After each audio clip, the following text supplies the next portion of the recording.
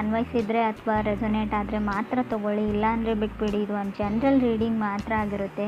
ಕಾರ್ಡ್ಸ್ನ shuffle ಮಾಡಿದಾಗ ನನಗೆ first card 8 of pentacles ಬಂದಿದೆ. ಸೊ ಮೇ ಬಿ ತುಂಬ ಎಮೋಷ್ನಲ್ ಆಗ್ಬೋದು ನೀವು ಅಂತ ಅನಿಸುತ್ತೆ ನನಗೆ. ಈ ಮಂತು ಸ್ವಲ್ಪ ಹೆಲ್ತ್ ಕಡೆ ಫೋಕಸ್ ಇರಲಿ.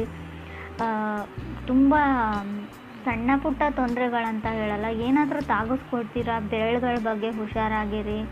ಸೊ ನೆಕ್ಸ್ಟ್ ಬರೋ 30 ಡೇಸ್ವರೆಗೂ ಸ್ವಲ್ಪ ಡಿಫಿಕಲ್ಟೀಸ್ ಅಂತ ಹೇಳ್ತೀನಿ. ಸ್ವಲ್ಪ ಪೇಷನ್ಸ್ ಇಂಪಾರ್ಟೆಂಟ್. ಹಾಗೆ ಸ್ವಲ್ಪ ಹೊಸ ವ್ಯಕ್ತಿಗಳನ್ನ ಮೀಟ್ ಆಗ್ತೀರಾ, ಮೋಸ ಹೋಗೋ ಚಾನ್ಸಸ್ ಕೂಡ ಅಷ್ಟೇ ಇರುತ್ತೆ.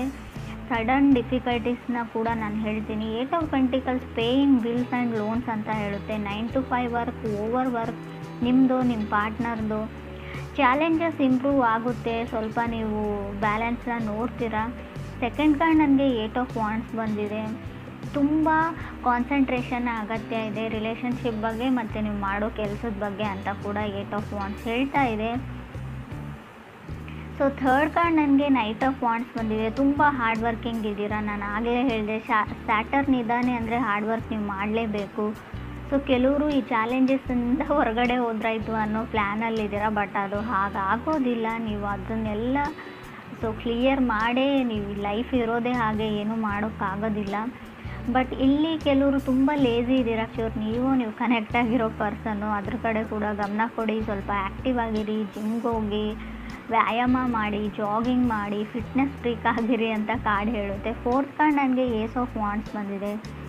ಟ್ರಾವೆಲ್ ರಿಸ್ಟ್ರಿಕ್ಷನ್ಸ್ ಅಂತ ಹೇಳುತ್ತೆ. ಯಾವುದಕ್ಕೋ ಏನೋ ಪ್ಲ್ಯಾನ್ ಮಾಡಿರ್ತೀರ, ಟ್ರಾವೆಲ್ ಮಾಡಬೇಕು, ನಿಮ್ಮ ಪಾರ್ಟ್ನರ ಮೀಟ್ ಆಗಬೇಕು ಅಂತ. ಸೊ ಅದಾಗೋದಿಲ್ಲ. ಸೊ ಕೆಲಸದ ಒತ್ತಡದಿಂದ ತುಂಬ ಪ್ರೋಗ್ರಾಮ್ಸ್ ಆ್ಯಂಡ್ ಪ್ಲ್ಯಾನ್ಸ್ ಕ್ಯಾನ್ಸಲ್ ಹೋಗೋ ಚಾನ್ಸಸ್ ಇದೆ, ನಿಮ್ಮದು ಅಥವಾ ನಿಮ್ಮ ಪಾರ್ಟ್ನರ್ದು. ಫಿಫ್ತ್ ಕಾರ್ಡ್ ನನಗೆ 7 ಆಫ್ ಸಾರ್ಡ್ಸ್ ಬಂದಿದೆ. ಇಲ್ಯೂಷನ್ಸ್ ಅಂತ ಹೇಳುತ್ತೆ. 7 ಆಫ್ ಸಾರ್ಡ್ಸ್ ಕೆಲವೊಮ್ಮೆ ಭ್ರಮೆಯಲ್ಲಿರೋದನ್ನು ರೀಪ್ರೆಸೆಂಟ್ ಮಾಡುತ್ತೆ. ನೀವು ಭ್ರಮೆಯಲ್ಲಿದ್ದೀರೋ, ನಿಮ್ಮ ಪಾರ್ಟ್ನರ್ ಭ್ರಮೆಯಲ್ಲಿದ್ದಾರೋ, ತುಂಬ ಸುಳ್ಳುಗಳನ್ನ ಹೇಳ್ತೀರಾ. ಅಗತ್ಯ ಇಲ್ಲದೆ ಇದ್ದರೂ ಕೂಡ ನೀವು ತುಂಬ ಸುಳ್ಳನ್ನ ಹೇಳ್ತಿರೋ ಅಥವಾ ನಿಮ್ಮ ಪಾರ್ಟ್ನರ್ ತುಂಬ ಸುಳ್ಳುಗಳನ್ನ ಹೇಳ್ತಾರೋ.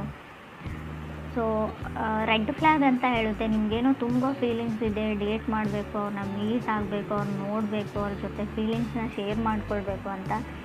ಬಟ್ ನಿಮ್ಮ ಪಾರ್ಟ್ನರ್ದು ರೆಡ್ ಫ್ಲ್ಯಾಗ್ ಇದೆಯೋ, ನಿಮ್ಮದು ರೆಡ್ ಫ್ಲ್ಯಾಗ್ ಇದೆಯೋ, ತುಂಬ ರಿಸ್ಟ್ರಿಕ್ಟಿವ್ ಇದ್ದಾರೆ, ಅವರು ಓಪನ್ ಅಪ್ ಆಗ್ತಾ ಇಲ್ಲ, ಅವ್ರ ಫೀಲಿಂಗ್ಸ್ನ ಶೇರ್ ಮಾಡ್ಕೊಳ್ತಾ ಇಲ್ಲ ಅಂತ ಅನಿಸುತ್ತೆ. ಸಿಕ್ಸ್ ಕಾರ್ಡ್ ನನಗೆ 7 ಆಫ್ ಕಪ್ಸ್ ಬಂದಿದೆ. ಕೆಲವರು ತುಂಬ ಕೆಲಸದಲ್ಲೂ ಅಥವಾ ರಿಲೇಷನ್ಶಿಪ್ಪಲ್ಲೂ ತುಂಬ ಕನ್ಸಿಸ್ಟೆನ್ಸ್ ಇದ್ದಾರೆ. ಸೊ ಹೇಗಾದರೂ ಮಾಡಿ ಅವ್ರನ್ನ ಪಟ್ಕೊಳ್ಳೇಬೇಕು, ಅವ್ರ ಮನಸ್ಸನ್ನ ಗೆಲ್ಲೇಬೇಕು ಅನ್ನೋ ಅಥವಾ ಗೋಲ್ಸ್ನ ಅಥವಾ ಡ್ರೀಮ್ಸ್, ಕೆರಿಯರ್ ಬಗ್ಗೆ ಆದರೆ ಆ ಗೋಲ್ಸ್ನ ರೀಚ್ ಮಾಡಲೇಬೇಕು ಅಂತ ಹೇಳ್ತಾರೆ. ಸೊ ಫ್ಯಾಮ್ಲಿ ಚೆನ್ನಾಗಿದೆ, ವೆಲ್ತಿ ಫ್ಯಾಮ್ಲಿ ಅನ್ಬೋದು, ನಿಮ್ಮದು ಕೂಡ ಅವ್ರದ್ದು ಕೂಡ. ಸೊ ಅಡ್ವೈಸನ್ನ ತೊಗೊಳ್ಬೋದು. ಸ್ಟಾರ್ಟಿಂಗ್ ಆಫ್ ರಿಲೇಷನ್ಶಿಪ್ಪಲ್ಲಿ ಹೊಸದಾಗಿ ಕಮಿಟ್ ಆಗಿದೆ, ಖಂಡಿತವಾಗ್ಲೂ ನಿಮ್ಮ ಫ್ರೆಂಡ್ಸ್ದು ಯಾರಾದರೂ ಅಡ್ವೈಸ್ನ ತೊಗೊಳ್ಳಿ ನೀವು ಅಂತ ಕೂಡ ಕಾರ್ಡ್ ಹೇಳುತ್ತೆ. 7th ಕಾರ್ಡ್ ನನಗೆ 6 ಆಫ್ ಸಾರ್ಡ್ಸ್ ಬಂದಿದೆ. ಯಾರೋ ಯಾರ ಜೊತೆನೋ ಮಾತಾಡ್ತಾ ಇಲ್ಲ, ನೀವು ನಿಮ್ಮ ಪಾರ್ಟ್ನರ್ ಜೊತೆ ಅಷ್ಟೊಂದು ಕಮ್ಯುನಿಕೇಟ್ ಮಾಡ್ತಾ ಇಲ್ವೋ, ಅದರ್ ಪರ್ಸನ್ ನಿಮ್ಮ ಜೊತೆ ಕಮ್ಯುನಿಕೇಟ್ ಮಾಡ್ತಾ ಇಲ್ವೋ. ಕೆಲವ್ರಿಗೆ ರೆಡ್ ಫ್ಲ್ಯಾಗ್ ಅಂತ ಹೇಳಿದೆ. ಸೊ ತುಂಬ ಸ್ಟ್ರಾಂಗಾಗೇ ಇದೆ ಅದು.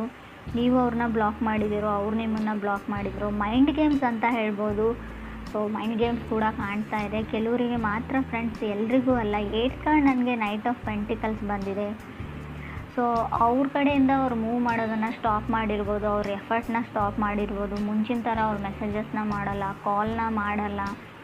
ಸೊ ಇತ್ತೀಚೆಗೆ ಯಾಕೋ ಅವ್ರಿಗೆ ಇಂಟ್ರೆಸ್ಟ್ ಕಮ್ಮಿ ಆಗಿದೆ ಅಂತ ನಿಮ್ಗೆ ಅನಿಸ್ತಾ ಇದೆ. ಬಟ್ ಅದು ಯಾವುದೇ ರೀತಿಯಿಂದಲೂ ಇಂಟ್ರೆಸ್ಟ್ ಕಮ್ಮಿ ಆಗಿಲ್ಲ. ಅವರು ನಿಮ್ಮ ಕಡೆಯಿಂದನೂ ಏನಾದರೂ ಎಫರ್ಟ್ ಬರಲಿ, ನೀವು ಕೂಡ ಅವ್ರನ್ನ ಅಷ್ಟೇ ಅಡ್ಮೈರ್ ಮಾಡಲಿ, ಅಷ್ಟೇ ಲವ್ ಆ್ಯಂಡ್ ಕೇರ್ ಮಾಡಲಿ, ಅಫೆಕ್ಷನ್ ಇರಲಿ ನಿಮ್ಮ ಕಡೆಯಿಂದನೂ ಅಂತ ಅವರು ಬಯಸ್ತಾ ಇದ್ದಾರೆ ಅಂತ ಹೇಳ್ಬೋದು. 9th ಕಾರ್ಡ್ ನನಗೆ ಸ್ಟಾರ್ ಕಾರ್ಡ್ ಬಂದಿದೆ. ಲರ್ನಿಂಗ್ ಕರ್ವಲ್ಲಿ ಇದ್ದೀರಾ ರೈಟ್ ನಾವು, ನೀವು ಅಥವಾ ಅವ್ರಿಗೂ. ಸ್ಟಾರ್ ಕಾರ್ಡ್ ಇರೋದ್ರಿಂದ ಹೋಪ್ ಇದೆ, ನಂಬಿಕೆ ಇದೆ ನಿಮ್ಮ ಮೇಲೆ, ಅವ್ರ ಮೇಲೆ ನಿಮಗೆ. ಸೊ ಚೇಂಜಸ್ ಇನ್ ರಿಲೇಷನ್ಶಿಪ್ ಅಂತ ಹೇಳುತ್ತೆ ಸ್ಟಾರ್ ಕಾರ್ಡ್ ಕೂಡ. 10th ಕಾರ್ಡ್ ನನಗೆ 6 ಆಫ್ ಪೆಂಟಿಕಲ್ಸ್ ಬಂದಿದೆ.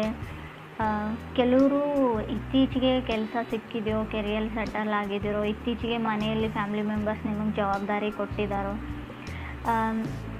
ಲರ್ನಿಂಗ್ ಟು ಪೇ ಬಿಲ್ಸ್ ಅಂತ ಹೇಳುತ್ತೆ. ಏನಾದರೂ ಡೀಪ್ ಸ್ಟಫ್ನ ಬೈ ಮಾಡೋದು, ಪ್ರಾಪರ್ಟಿ ಖರೀದಿ ಮಾಡೋದು, ವೆಹಿಕಲ್ಸ್ನ ತೊಗೊಳ್ಳೋದು, ತುಂಬ ರೆಸ್ಪಾನ್ಸಿಬಿಲಿಟೀಸ್ನ ತೊಗೊಳ್ತಾ ಇದ್ದೀರಾ ಕೆಲವರು ಅಂತ ಕೂಡ ಕಾರ್ಡ್ ಹೇಳುತ್ತೆ. ತುಂಬ ಲೇಜಿ ಇದ್ದರೆ ಮುಂಚೆ ಫ್ಯಾಮಿಲಿ ಮೆಂಬರ್ಸ್ ನೋಡ್ಕೊಳ್ತಾರೆ, ಪೇರೆಂಟ್ಸ್ ನೋಡ್ಕೊಳ್ತಾರೆ, ಸೊ ಅದ್ರ ಬಗ್ಗೆ ಎಲ್ಲ ನಾನು ಯೋಚನೆ ಮಾಡಲ್ಲ ಅಂತ ಅಂದ್ಕೊಳ್ತಿದ್ರಿ. ಬಟ್ ಇತ್ತೀಚೆಗೆ ಎಲ್ಲ ಜವಾಬ್ದಾರಿಗಳು, ಸೊ ಇದು ನಿಮ್ಮ ಜೊತೆ ಆಗ್ತಾ ಇರ್ಬೋದು ಈ ಸಿಚುವೇಶನ್, ಅಥವಾ ನಿಮ್ಮ ಪಾರ್ಟ್ನರ್ ಲೈಫಲ್ಲಿ ಕೂಡ ಆಗ್ತಾ ಇರ್ಬೋದು ಅಂತ ಕಾರ್ಡ್ಸ್ ಹೇಳುತ್ತೆ. 11th ಕಾರ್ಡ್ ನನಗೆ 8 ಆಫ್ ಕಪ್ಸ್ ಬಂದಿದೆ. ವಾಕಿಂಗ್ ಅವೇ ಅಂತ ಹೇಳ್ಬೋದು. 8 ಆಫ್ ಕಪ್ಸ್ ಯಾರಿಂದನೂ ನೀವು ದೂರ ಸರಿಯೋಕ್ಕೆ ಟ್ರೈ ಮಾಡ್ತಾ ಇದ್ದೀರಾ. ಕೆಲವರು ಸ್ವಲ್ಪ ಮಟ್ಟಿಗೆ ಇಗ್ನೋರ್ ಮಾಡ್ತಾ ಹೋಗ್ತಾ ಇದ್ದೀರಾ ಅಂತ ಹೇಳ್ಬೋದು. ಫ್ರೆಂಡ್ಸ್, ಇದು ಎಲ್ರಿಗೂ ಅಲ್ಲ, ಕೆಲವ್ರಿಗೆ ನಿಮ್ಮ ಪಾರ್ಟ್ನರ್ ನಿಮ್ಮನ್ನು ಇಗ್ನೋರ್ ಮಾಡ್ತಾ ಇದ್ದಾರೋ ಅಥವಾ ನೀವು ನಿಮ್ಮ ಪಾರ್ಟ್ನರ್ನ ಇಗ್ನೋರ್ ಮಾಡ್ತಾ ಇದ್ರೋ, ದೂರ ಹೋಗಬೇಕು ಅಂತ ಅನಿಸಿದೆ. ಕೆಲವ್ರಿಗೆ ಇಂಟ್ರೆಸ್ಟ್ ಕಮ್ಮಿ ಆಗಿದೆ ಅಂತ ಕೂಡ ಹೇಳುತ್ತೆ. ಆಗಲೇ ಹೇಳಿದೆ, ಏನಾದರೂ ಪ್ರಾಪರ್ಟಿನ ಬೈ ಮಾಡ್ತೀರಾ ಅಂತ. ಕೆಲವರು ಮನೇನ ಪರ್ಚೇಸ್ ಮಾಡಬೇಕು ಅಂತ ಅಂದ್ಕೊಂಡಿದ್ದಾರೆ. ಕೆಲವರು ಓವರ್ ಕಮಿಟ್ ಆಗಿದ್ದೀನಿ ಅಂತ ಅನ್ನಿಸ್ತಾ ಇದೆ. ನಾನು ಆಗಲೇ ಹೇಳಿದೆ, ಯಾವುದ್ರ ಹಿಂದೆನೂ ಕೂಡ, ಯಾರ ಹಿಂದೆನೂ ಕೂಡ ನೀವು ತುಂಬ ರಶಲ್ಲಿ ಹೋಗಬೇಡಿ, ತುಂಬ ಓವರ್ ಕಮಿಟ್ ಆಗಬೇಡಿ ಅಂತ ಹೇಳುತ್ತೆ. ಸೊ ನಿಮ್ಮ ಮನಸ್ಸು ಏನು ಹೇಳುತ್ತೆ ಅದನ್ನು ಮಾಡಿ, ಪರವಾಗಿಲ್ಲ. ಆದರೂ ಕೂಡ ಅವ್ರಿಗೆ ನೀವು ಹೆಸಿಟೇಟ್ ಮಾಡ್ತಾ ಇದ್ದೀರಾ, ಇರಿಟೇಟ್ ಮಾಡ್ತಾ ಇದ್ದೀರಾ ಅನ್ನೋದ್ರ ಬಗ್ಗೆ ಕೂಡ ಯೋಚನೆ ಮಾಡಿ. ಸ್ವಲ್ಪ ಸ್ಟಾರ್ಟಿಂಗಲ್ಲಿ ಸ್ವಲ್ಪ ಪೇಷನ್ಸ್ ಇಂಪಾರ್ಟೆಂಟ್ ಆಗುತ್ತೆ. ಅವ್ರನ್ನ ನೀವು ಅರ್ಥ ಮಾಡ್ಕೊಳ್ಳೋಕೆ ಟ್ರೈ ಮಾಡಿ, ಅಥವಾ ನೀವು ಅವರು ನಿಮ್ಮನ್ನು ವೈಸ್ ವರ್ಸ ಅಂತ ಕಾರ್ಡ್ ಹೇಳುತ್ತೆ. 12th ಕಾರ್ಡ್ ನನಗೆ 2 ಆಫ್ ಸಾರ್ಡ್ಸ್ ಬಂದಿದೆ. 13th ಕಾರ್ಡ್ ಏಸ್ ಆಫ್ ಸಾರ್ಡ್ಸ್ ಬಂದಿದೆ. ಸೊ ಅವ್ರು ಯಾಕೋ ಮಾತಾಡ್ತಾ ಇಲ್ಲ ನಿಮ್ಮ ಜೊತೆ ಅಂತ ಅಂದ್ಕೊಳ್ತೀನಿ ನಾನು. ನಿಮ್ಮ ಪಾರ್ಟ್ನರ್ ನಿಮ್ಮ ಜೊತೆ ಮಾತಾಡ್ತಾ ಇಲ್ಲ. ಸೊ ತುಂಬ ಸೇಫ್ಗೆ ಮಾಡ್ತಾರೆ ಅವರು, ಸೇಫಾಗಿರೋಕ್ಕೆ ಟ್ರೈ ಮಾಡ್ತಾರೆ. ಮೇ ಬಿ ಕೆಲವ್ರಿಗೆ ತುಂಬ ಟಾಕ್ಸಿಕ್ ರಿಲೇಷನ್ಶಿಪ್ಪಲ್ಲಿದ್ರಿ, ನಿಮ್ಮ ಫ್ಯಾಮಿಲಿ ಮೆಂಬರ್ಸ್ ನಿಮ್ಮನ್ನು ಸೇವ್ ಮಾಡಿದರು, ಆ ವ್ಯಕ್ತಿ ಸರಿಯಿಲ್ಲ ಅಂತ ಹೇಳಿದರು, ಅದಾದಮೇಲೆ ನೀವು ಹೊರಗಡೆ ಬಂದ್ರಿ. ಸೊ ಟೈಮ್ ಟು ಲರ್ನ್ ಅಂತ ಹೇಳುತ್ತೆ.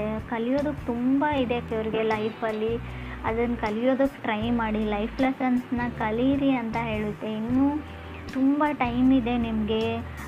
ಯಾವ ವ್ಯಕ್ತಿಗಳು ಯಾವ ಥರ, ಯಾರ ಜೊತೆ ಹೇಗೆ ನಡ್ಕೊಳ್ಬೇಕು ಅನ್ನೋದನ್ನು ಕಲೀರಿ. ಯಾವಾಗಲೂ ಫನ್ ಆ್ಯಂಡ್ ಜೋಕಲ್ಲೇ ಇರಬೇಡಿ ಅಂತ ಕೂಡ ಕಾರ್ಡ್ಸ್ ಹೇಳುತ್ತೆ.